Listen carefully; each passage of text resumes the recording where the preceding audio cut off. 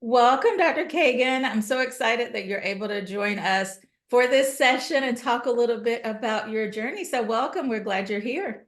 Thank you so much. All right. So, So yes. Well, let's go ahead and get started. Tell us a little bit about your background in nursing education, Dr. Kagan, and what interested you in taking the CNE exam. well, I started teaching officially back in 2000, meaning that I started teaching for a community college. I had taught at the hospital, like taking students under the wing, you know, the type, right? The educator types, like, oh, I'll take you as a student. And then over the years, it just followed suit. You know, the CNE just followed suit. And I think I mentioned this to you, Dr. Sellers, that I have been studying for this for like 10 years. Mhm, And it's taken me, I've had some life events, really mhm. prevented me from really studying effectively twice until I said, I've got to hit this. I've got to get really serious about this. It's not really necessarily a requirement here at our school, and Mhm. it's Unitech and Brookline, but it's just something I've always desired. And Mhm. I started doing research for resources. So Dr. Sellers kept popping up. And I'm going, oh my gosh, you know, back before previously, I had no resources. I had the books, the Whitman and the Caputi, and of course the Billings. But it wasn't until I started watching her videos and I'm going, oh my goodness, this is fantastic. And then I bought the workbook because me personally, I don't know about you guys, I needed and craved structure. I needed that structure. Mhm. Absolutely. And I think you're the only one that has a structured program like this. I think what we really pride ourselves in is consistent alignment with the competencies, attending the NLN conference every year, staying connected to the NLN colleagues at the corporate office to get any updates that they have and that they're willing to share. And then our monthly boot camp. I think that stands us out as being different too, along with our YouTube snapshot. So we do offer, like you said, Dr. Kagan, a plethora of resources and support to hopefully increase that success rate. From 2022, it was only 64%. So we expect in 2023, once that data is released, that we will see an increase.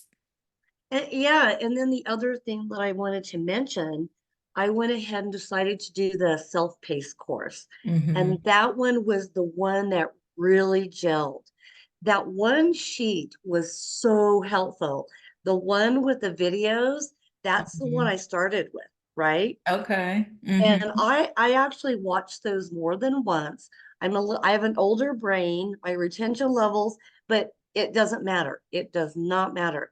It worked, but that self-paced course was, I have to tell you, it was fabulous. And Oh, that's what good. sealed the deal for me. My Good. confidence level going into the exam, I only tested a few weeks ago. I know immediately I sent you an email. I was so thrilled. So Yeah. thank you so much for having the structure, such a beautiful program and very, very desperately needed for a long Yes. time.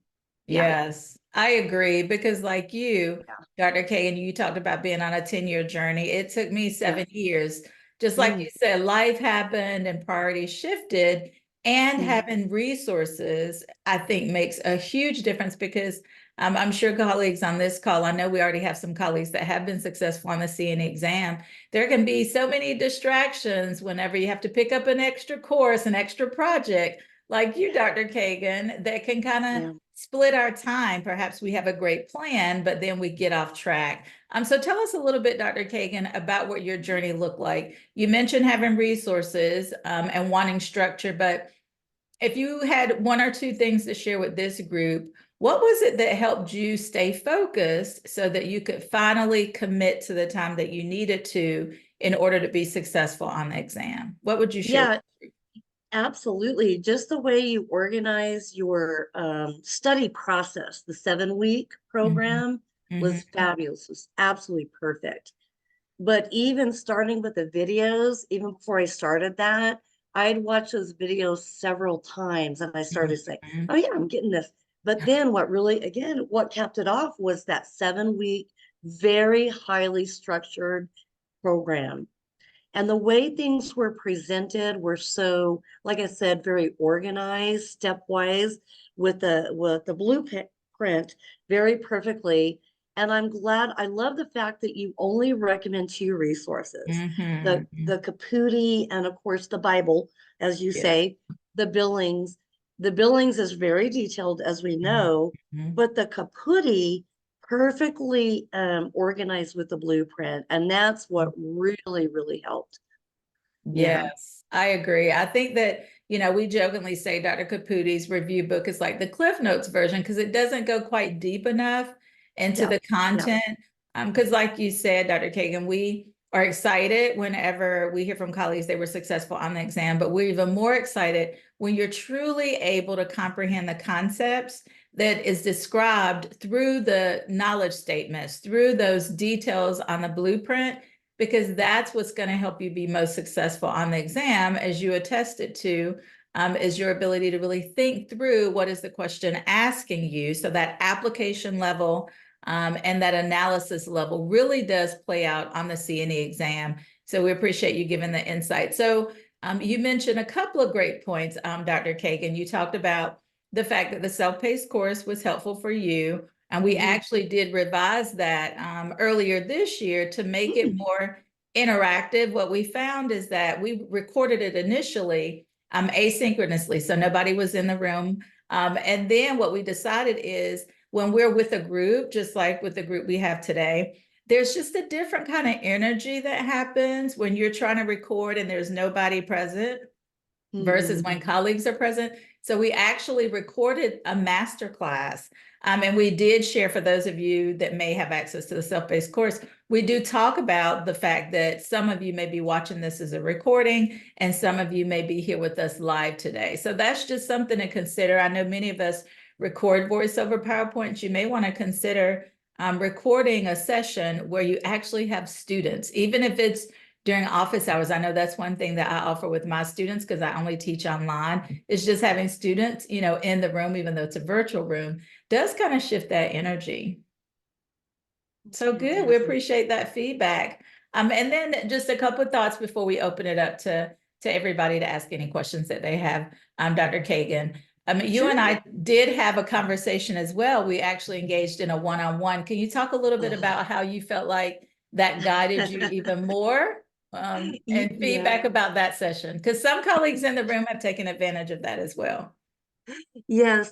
And then reflecting back just a little bit, something I wanted to bring up about every time you had a video on your videos, you would always remind us of the resources. And the other thing that you integrated in every single video was test taking strategies, and that to me also is how I just remembered when you were talking. The looking and assessing those distractors equally as powerfully as the right answer. Because you learn, like you always said, you learn from each of those distractors. It gives you information. Let's see, where was I going with this? It was something. What was your question? I'm sorry. No, you're fine. The one-on-one session. You did decide to engage in that session. I know some colleagues on the call have thought about it or have already met with us one-on-one. Can you talk a little bit about the benefit that you saw that brought you into the testing process? Yes, absolutely. Well, first of all, I did not expect to get Dr. Sellars. I sent her an email and I felt starstruck. I was like, oh, got the real one or something. I don't know, the real star of this entire program, the innovator, let's put it that way. But anyway, so what she did, she did a really good job of individualizing everything for me, and I told her some of my problems, and then she brought up some, I think there were like 5 or 6 really good, excellent practice problems. A couple were technology related. Those were good. They were quite detailed too. And I liked that. And when I read that, yeah, those were challenging questions. They But were. it sort of actually overshot that rigor that you would get on the exams just slightly, but I think that helped a lot, being mindful that, yeah, you could encounter these on your exam. Yeah, so that was really good. Good, good. Well, we're Yeah. excited for you again. Congratulations, Dr. Kagan. And now we're going to open it up for colleagues that may be here with us live that may have questions for you. Does anybody have any questions? Feel free to raise your hand, come off mute, whatever is best for you. Looks like someone has internet connection issues. I know there are storms going on around the country, so I know some colleagues may have some internet connection challenges. Any questions for Dr. Kagan? Yes, Karen? Well, hello. Hello. And I don't have a question. I have a comment to Dr. Kagan. When she mentioned about you being probably the only one with an actual review, I don't know if you're the only one, but I know you're the only one to do it with. I'm going to say that. And I really, really mean that. And I was thinking about you, your ears should be burning because, as you know, we're starting our MSN program. And Yes. I want to pull a lot of nuggets. And I said I was going to talk to you on the side because I want to make sure that it's okay if I use some of the nuggets and things that I learned within the review that helped me be successful, so I can help other students that are going to be coming through that education program be successful on their first try. Yes, yes, we can definitely talk about that, Karen, because our mission is to support all nurse educators to achieve certification and to improve your skills in the classroom. So absolutely, Karen, I'll be glad to kind of talk that through with you and to see what kind of guidance or support you need with the students. Perfect. And hopefully we can make it a collaboration. Yes, that would be great. Sounds great. Other questions or comments for Dr. Kagan? So let's see, no questions then. Let me ask for those colleagues that are here live. Do we have anyone that has taken the exam within the next, let's just go with the broad window, 60 days? Anybody, if you want to just come off mute and say me or put it in the chat. If you want to just send a direct message to me, that's fine. If you don't want everybody to know. No, no one? Oh, somebody does say me. Okay. So for those that are going to take the exam within the next 60 to 90 days, as you reflect, Dr. Kagan, on where you were 60 to 90 days ago or so, what advice would you give them, those that are within that 60-day window or so? Yeah, I think it's an individualized thing. I actually started really hitting it heavy, believe it or not, back in like October. But like you were saying, with time constraints, I could only really literally study on the weekends. So I had to sort of extend it. However, that may not be the most ideal and optimum way of doing it. With that, sticking with that, it just depends on your schedule. If you can, yeah. If you can keep it tighter, that's probably better. But I really, literally, and individually for myself, I had to extend it out. And I had to gradually, because I don't retain as well as I used to, but it still worked. And I kept with you. You were a part of my being every weekend. Videos in the house every weekend. Oh, nice. Well, we're so happy to hear that the videos are helpful. You know, we do tend to teach how we learn. I'm very auditory, very visual type of learner. And so I'm glad that that format connected with you. Yeah, it did. It did for sure. Excellent. All right. Well, Dr. Kagan, I don't see any other questions or comments. Any parting advice that you want to share with the group before you leave us?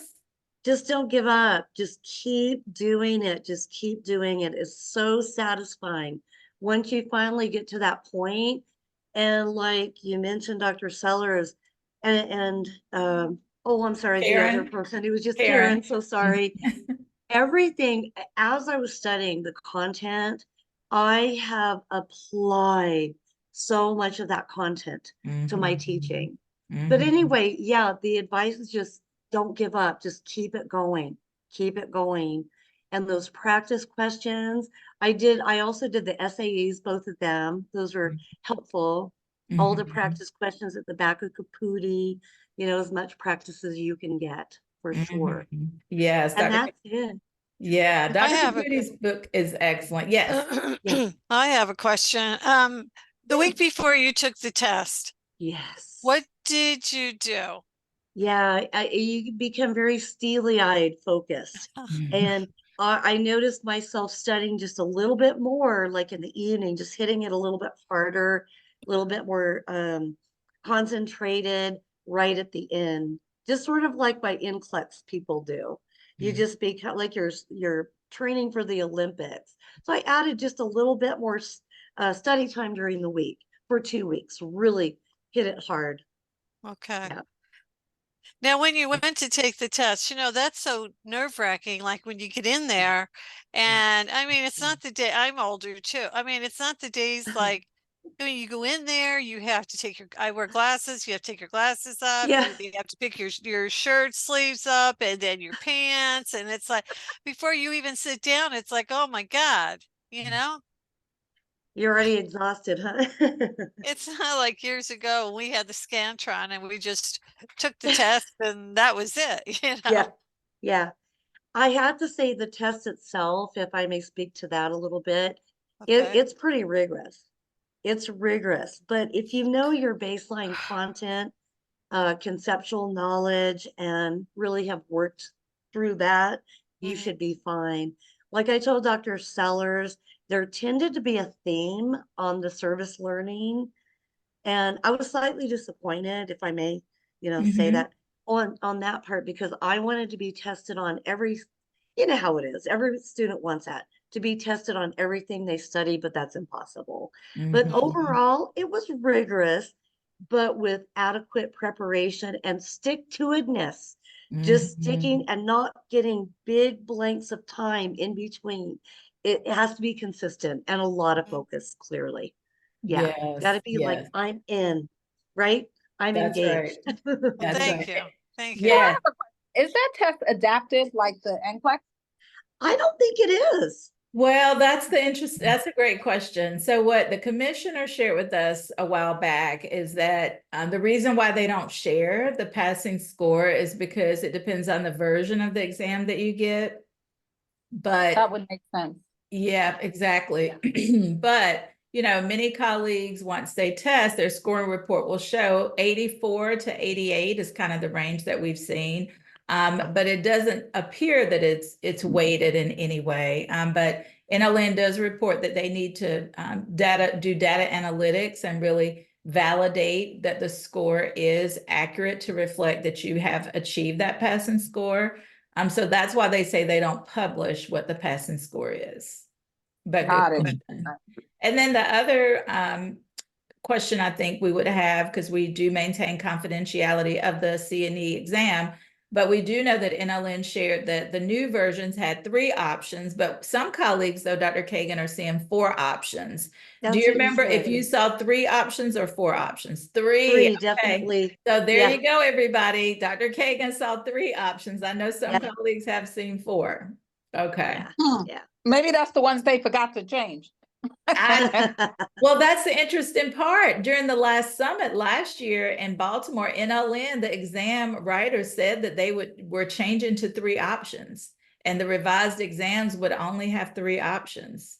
So we have developed some of our practice questions to reflect 3 options, but then we know some colleagues will go and test and they'll say, I thought you said there were going to be 3 options and I had 4. And that's when we figured out, okay, well, NLN is just randomly deciding, which colleagues will take the 4 item or the 4 option exam and which ones will take the 3 option exam. Okay, but that's good to know. All right. Well, we appreciate you, Dr. Kagan. And again, congratulations. Thank you so much for joining us. Thank you so much. And good luck, everybody. Yes, yes. Thank you so much. Have a I good just had day. a real Hey. quick question, and that was, where did you start? Yeah, Did you well, follow- how did you start? In other words, Well, you got it, now what? yeah, that's a good question. So I started with the blueprint, and I started Okay. looking at each of those items. And Uh-huh. way back, I think I had Whitman, but then when I got the Caputi and the Billings, then I followed the 7-week program. I Mhm. just Okay. followed it very systematically. And as I went along, I filled in my gaps. What do you call them, Dr. Sellers? Not the weak areas, but Oh, yeah, it is the gap areas, your top 3 Yeah. gap areas. Mhm. Gap areas. That was obviously necessary to really fill in the gaps and be confident when I went in. Yeah. Yeah. Okay, great. Thank Yeah. you. You're Yeah. welcome. That was a You're great question. All right, any other last minute questions? No? Going once, going twice? All right, Dr. Kagan, thank you again so much. you and good Have a luck, great one. everybody. It was good to see you again. Good to see you too. Bye-bye. All right. Bye-bye.